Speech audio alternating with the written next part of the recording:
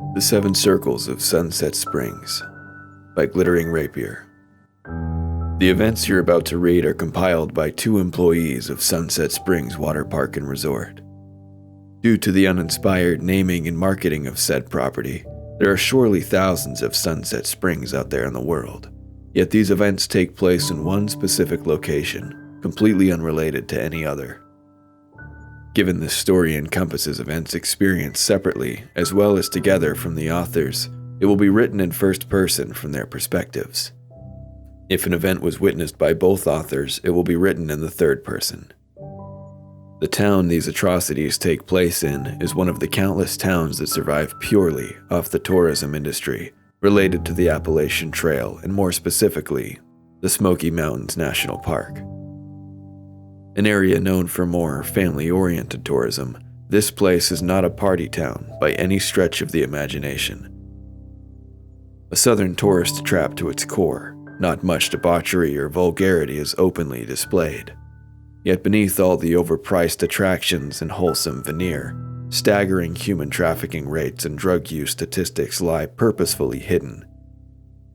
Due to the constant influx of tourists and its proximity to highways, it is very easy for a person to just vanish without anyone being the wiser around here.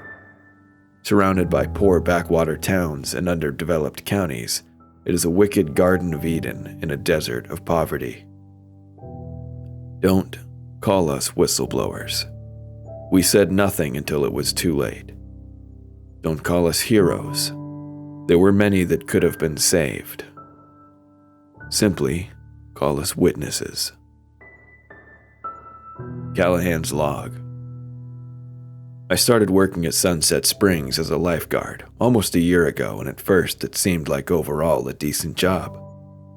Sunset Springs had the highest paying lifeguard position in the state and was barely a 20-minute drive from my house. Emergencies rarely happened, so by far the most difficult part about the job was trying to command respect from people while wearing the company's hideous yellow tank tops and baggy orange swim shorts. Getting paid to look like a jackass and be bored all summer was not a bad deal in the slightest. Yet I yearned for an existence where I never took the job.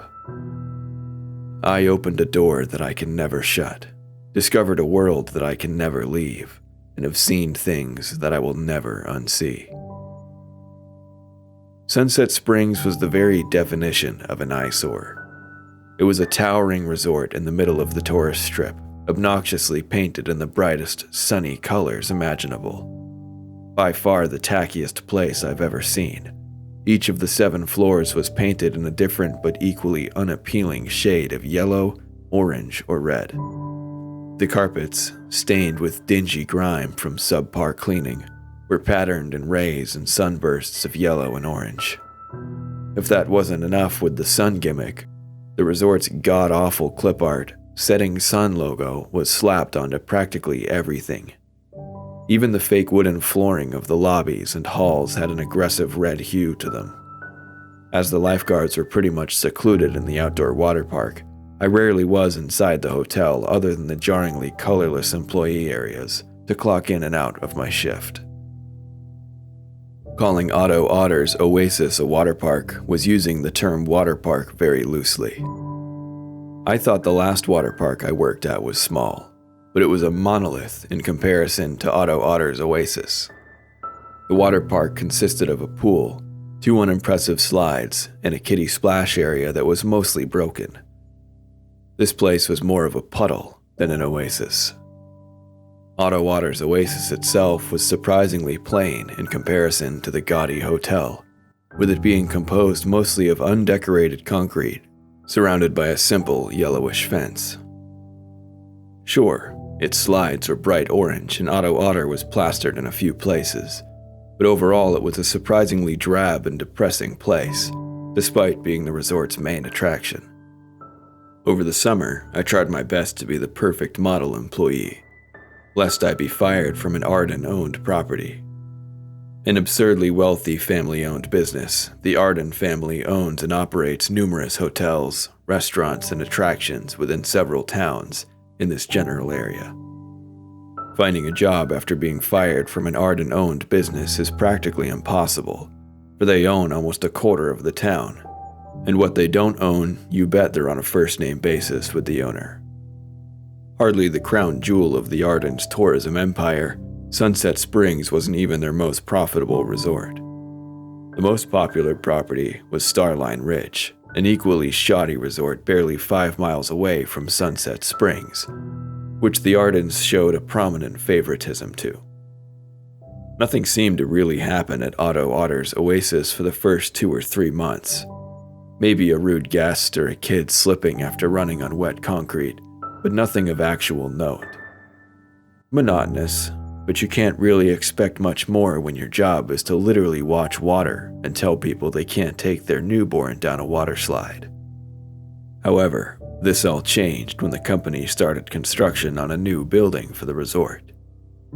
Due to the proximity to the construction site, portions of the already shriveled water park would have to be closed for a few hours, whilst the others stayed open for the guests. Anytime they would shut down sections of the water park, the higher-ups would always rush to get it back open as soon as possible, even when construction was still technically going on. Even if the area was not considered safe by state law, the general manager would become frantic if it stayed closed for longer than around 2 hours. The general manager of the resort was an older woman by the name of Eleanor Adeline. Though only in her early 50s, she appeared wizened and aged by something. Surely being the general manager isn't that stressful. Looking more akin to a woman in her late 60s, Eleanor's short graying hair and frumpy fashion sense granted her few favors. Her cadence was marked by a distinct coldness that would occasionally seep into her artificial over-enthusiasm. I swear to God, she would rarely blink. With the construction, Eleanor would keep a far closer eye on the water park, constantly checking the outdoor cameras, monitoring the radios the lifeguards had for brief exchanging of information, and erratically taking brief strolls throughout the park. Nothing could escape the bizarrely observant, borderline paranoid gaze of Eleanor. Interestingly enough, she rarely paid attention to the construction site itself, just the guards and the guests themselves. She always seemed nervous after construction began, and the further along it went, the more sporadic her behavior became. As an outdoor park that's mildly close to a wooded area, bugs and birds were always the bane of our existence during the summer. But as the construction continued, all signs of living wildlife disappeared. Birds seemed to avoid flying too closely to the park, swerving out of its direction with panic-stricken cawing. Great piles of dead bugs would accumulate around the jaundiced yellow fence. Not even the smallest of gnats were seen in the park after construction began. Rumors of strange happenings began to spread through our staff like wildfire. Things seemingly being moved at random, company property disappearing from locked sheds only to reappear in the pool weeks later. Odd noises coming from the empty pool closet. A strange gasoline-like smell emanating solely from the bathrooms. Unnatural water movements within an empty pool. Fresh blood appearing on sinks or toilets despite just opening that morning, etc. The water park manager was admittedly a pretty apathetic guy and would often turn a blind eye to many things wrong with the park and the staff itself. The job had clearly drained any optimism he might have once had.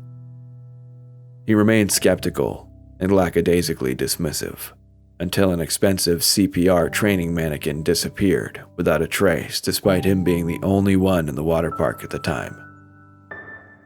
Though most of these occurrences were observed by staff, some guests reported strange phenomena.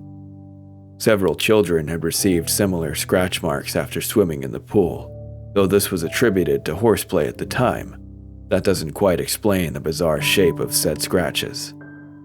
The one drowning we had over the summer was strange to say the least.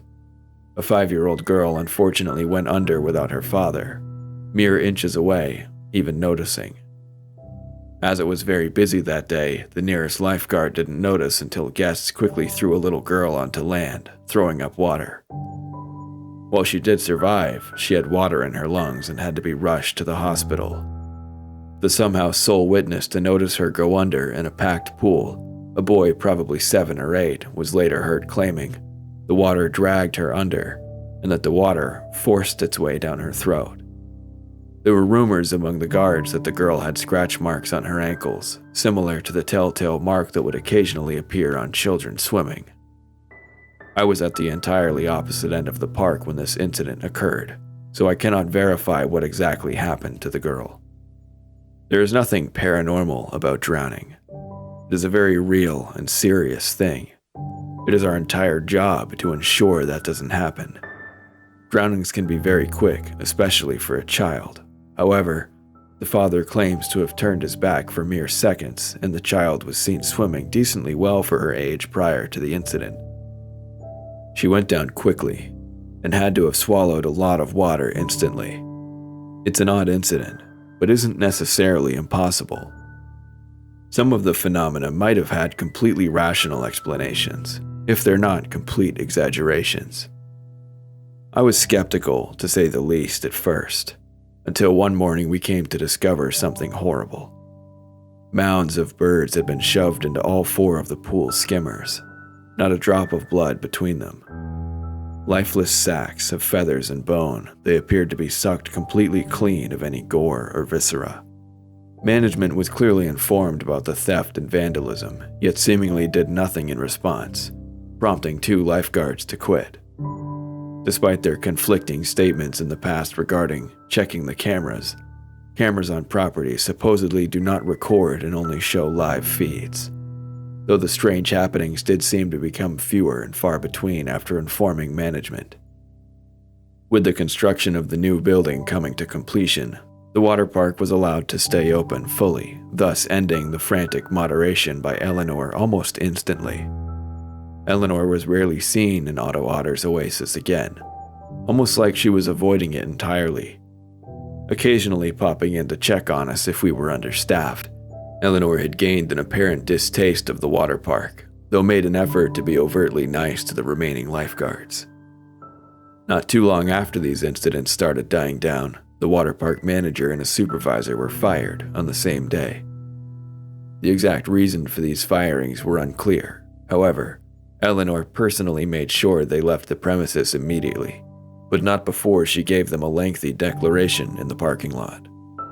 Whatever she said, they somehow went paler than when they were escorted out of the resort. Despite the many concerned texts we sent, none of us have heard from the manager or that supervisor again. While some say upper management had reasons to suspect these 2 were involved in the theft and vandalism, none of us truly believe that this could account for half of the strange occurrences within Otto Otter's oasis. It took them forever to refill the open positions, not for the lack of people, but clearly for the lack of trying. That being said, the rest of the season was rough due to the understaffing and them hiring poor candidates for the job. The new water park manager was pretty much entirely free range, and she completely abused this fact, as the resort's higher-ups didn't touch the water park unless they had to. They didn't even bother to fill the open supervisor position. Nearing the end of the season, nothing out of the ordinary had happened in months. The water park was open in March and closed during the end of October, though construction would start on an indoor water park soon, so they'll never have to fully close. Fantastic. These days were far too cold for swimming, yet not cold enough to close according to company policy. It was very slow with the scant few people still venturing out into the park. Parents would sit back all bundled up with their hot drinks while their kids went down freezing water slides in their bathing suits, their lips blue and purple, yet the parents, nor the kids themselves really seemed to care. I went to clean the bathrooms as we were about to close the park. It's been a bit, and water park bathrooms can become appalling very fast. I am greeted by the men's bathroom in complete and utter disarray. A strong familiar scent of gasoline and filth wafted out into the chilly October air. The paper towel dispenser had been ripped from the wall, the stall door removed from its hinges, soap bottles pierced by many savage holes, the sinks overflowing with water, the urinal and floor drain clogged by what resembled filthy human hair. The floor was littered in shards of broken mirror and feathers. Upon the counter, a CPR training mannequin was propped up against the wall, with strange shapes carved all over its face, a crude wooden crown upon its brow, and a dead bird shoved into its tiny mouth. It was surrounded by a strange circle of what I can only assume was hair and the occasional lifeguard whistle that would go missing. I have never felt more nauseous in my entire life. My legs felt numb, while my head buzzed with every sensation possible and more. This feeling wasn't just fear, it was fear evolving into something entirely new. After trying my best to explain to my manager what had happened through broken speech, her usual overconfidence drained into a concerned stare. Only being around for a few months, she had experienced nothing from the height of the summer. After calling higher management, she was summoned up to Eleanor's office while Tim Barclay and a few other men inspected the bathroom. Tim was another manager on the property, a self-important man who always acted like he had a higher position than he actually did. Built like a Popeye villain and with a smirk that silently implied everyone but himself was an idiot, there was something oddly imposing and almost sinister about the man. Without even so much as asking a guard a single question, they had closed the door and told us all to go home. Making sure each guard left, they locked the gate behind us and stared until we were inside the resort. Due to the change of weather, we were informed the water park would not open again this season, closing down a week early. Ending the season, management decided to lay off most of our team, including our manager, whose layoff was rumored to be permanent. Leaving myself and 2 other lifeguards the sole remnants of our team, upper management had placed me in the resort's arcade for the down season, while the 2 other guards were sent to the already overcrowded aquatic staff of our sister property's indoor water park. Originally, they were planning to send me to Starline Ridge as well, yet the arcade desperately needed help, so I was held behind. Upper management had the habit of throwing employees into any department or position if they needed to be filled, making the decision for you. By all accounts, I should have quit after I saw the mannequin in the bathroom, yet I stayed.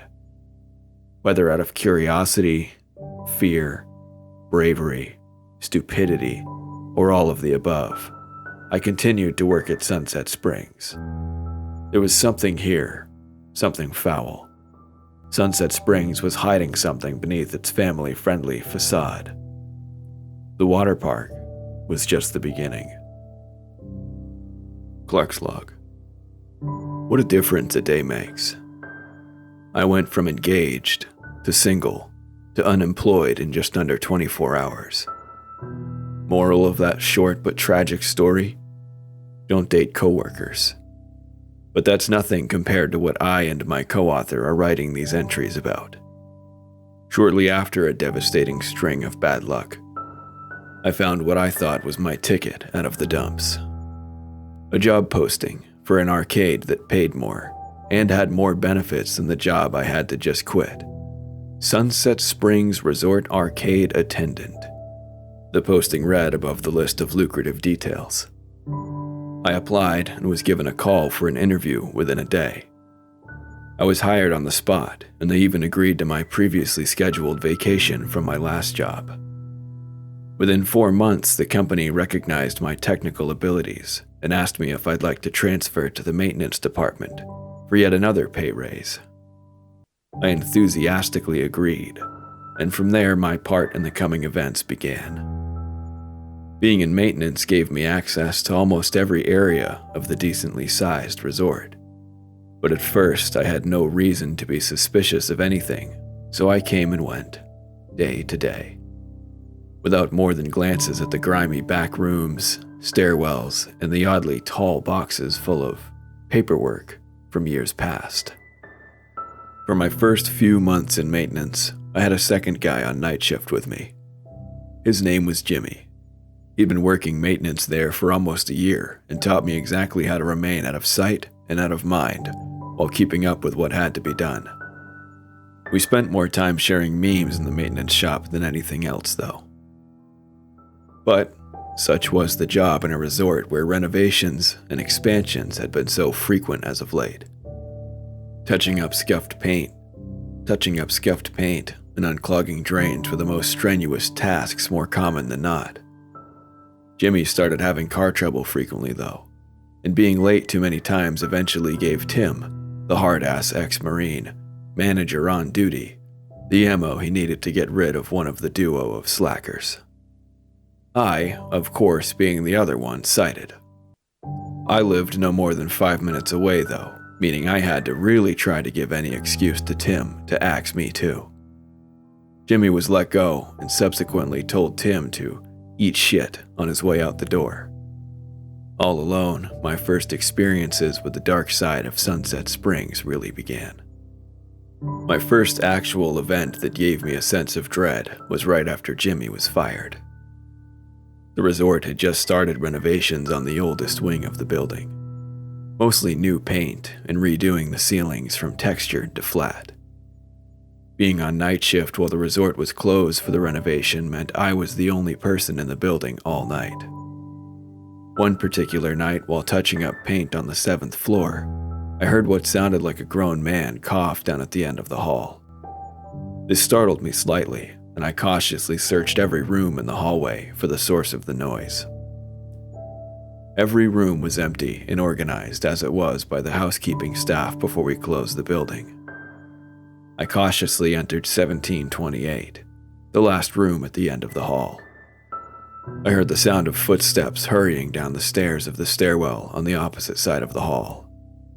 I darted over and through the door into the stairwell, but I was too late, and whoever or whatever was playing hide and seek with me had already vanished. The rest of that night, I felt the need to look over my shoulder like I was being followed, or perhaps stalked is the better word. A few days after that, the building was partially open to bring in some much-needed cash on the weekends for the resort. I received a call from Tim, asking me to go close an air conditioning duct in the ceiling that had fallen open in one of the common areas. However, as I approached the duct, it was immediately apparent it could only be opened from the inside. To make it even more suspicious, there were drops of a dried, reddish-brown substance on the granite countertop underneath the duct. I told myself it was dried barbecue sauce, or ketchup someone spilled while carrying their lunch from Willow's Wolf Den Diner, the shoddy little burger and hot dog joint the resort set up close to the pool area. I finished the job by using my screwdriver to flip the little latch on the inside of the duct back in place through its grates. I pondered that event specifically for a while, even before the events became too sinister to ignore or make sense of. A week or so after that event, I was alone again during the week, and coming out of the elevators near that same area as the air duct when I heard the door leading to Otto Otter's Oasis violently swing open and shut behind me. I jumped a little and spun around to see that no one could be seen on either side of the glass-pane double doors. I slowly approached the doors and started to open them when almost out of nowhere, the wind kicked up and a wave of heavy rain started to blanket the property. However, there was no logical way that the wind could have blown open those double doors because they push open from the inside, in addition to being locked until the black box next to the doors is scanned by an employee's key fob or a guest's ID bracelet. Those ID bracelets, for the safety and security of the guests, they told us when they implemented them. These bracelets contain an RFID chip that guests use to do everything from open the door to their rooms and to the amenities such as the water park, to charge purchases directly to their rooms without ever having to pull out their wallet or open a purse. They're one of the few innovative ideas in the resort. So much so that it almost seems out of place with the obviously cheap systems and materials used in so many others. They always kinda rubbed me the wrong way though, especially given the biggest rule for guests is you must keep them on throughout your entire stay. The bracelets are disposable and can't be reattached properly if removed as well, which means even when guests venture out into the rest of town, they are wearing the Sunset Springs ID bracelet. Towards the end of the shutdown for renovation, I got called to do a routine work order in the closed building.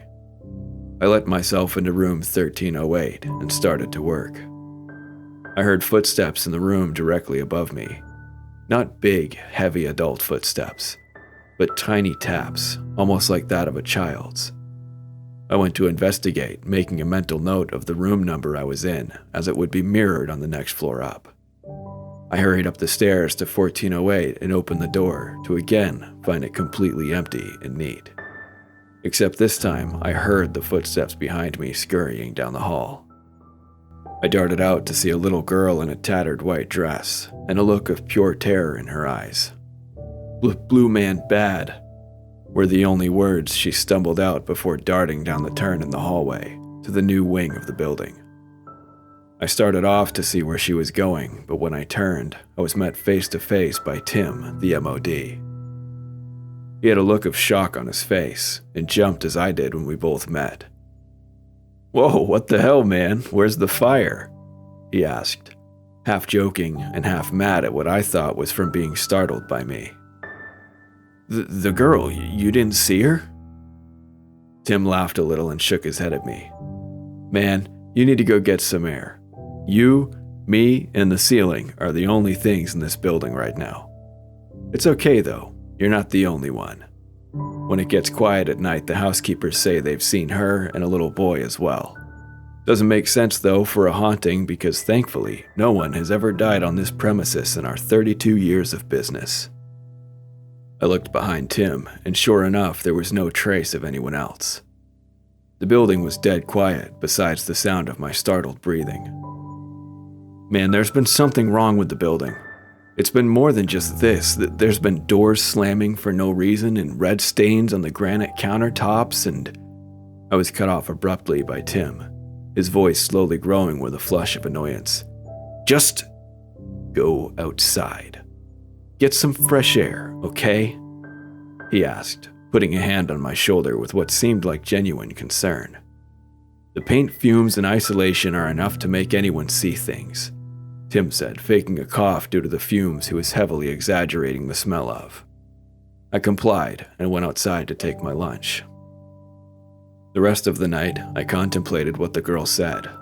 Blue man bad. The only colors employees wore were red, orange, and yellow in hue, and there haven't been any guests in the hotel in a week. Surely this girl hasn't been hiding and surviving here since whoever had her before checked out on Sunday afternoon with the rest of the guests. Maybe I am just seeing things.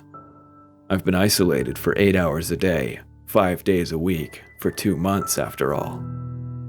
That night as I was leaving, I was heading to my truck when I heard a large vehicle pull in the main drive of the hotel. It was the box truck that usually came around 5 a.m. to pick up the linen and towels and take them to the off-site laundry building.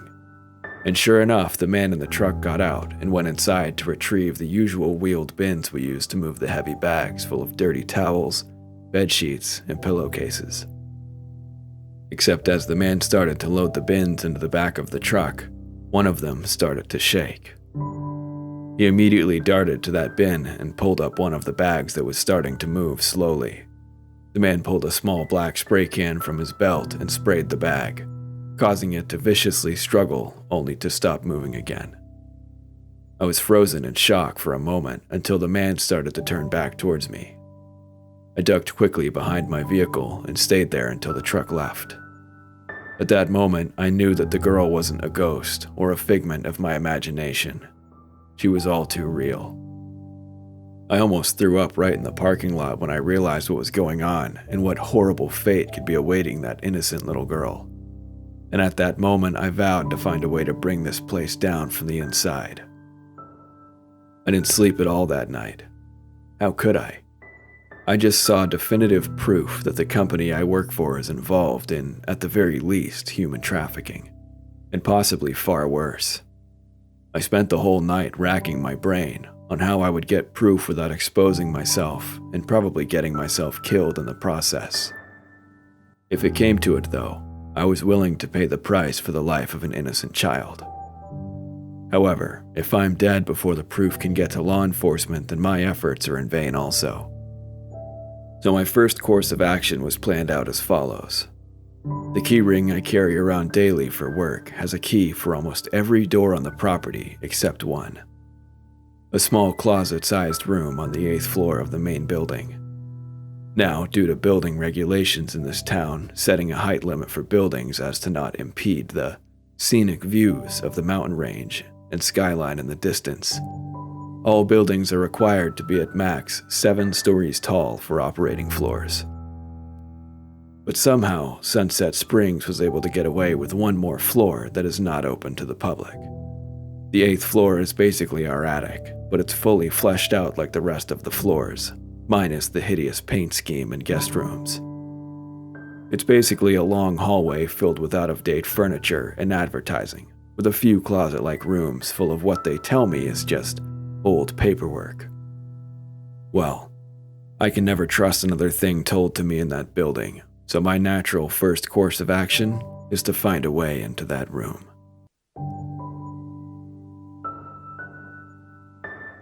Thank you guys for listening. I hope you enjoyed this story. If you have a story of your own, please send it to me at awfultoastreads@gmail.com, and subscribe if you'd like to hear more narrations. Until next week, have a good day.